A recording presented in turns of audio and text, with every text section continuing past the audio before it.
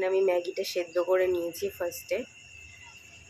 এখানে আমি পেঁয়াজ কেটে নিয়েছি, রসুন কেটে নিয়েছি, লঙ্কা কেটে নিয়েছি আর ধনেপাতা কেটে নিয়েছি। ফার্স্টে আমি কড়াই তেল দিয়ে নিলাম। এরপরে আমি যা যা কেটে রেখেছিলাম একে একে সবগুলো আমি তেলের মধ্যে দিয়ে দিলাম। এরপরে আমি হালকা আছে একটু লাল লাল করে সবকটা ভেজে নেব। তো এবার হালকা ব্রাউন করে ভাজা হয়ে গেছে। তো এরপর আমি একটা ডিম ফাটিয়ে দিচ্ছি, সেটাকেও এবার পেঁয়াজের সাথে ভালো করে ভেজে নিলাম।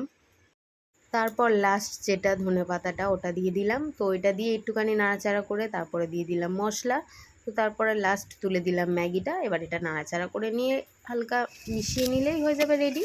এই যে আমাদের রেডি ম্যাগি। এনে টেস্ট কর। বলছিস? হ্যাঁ কর।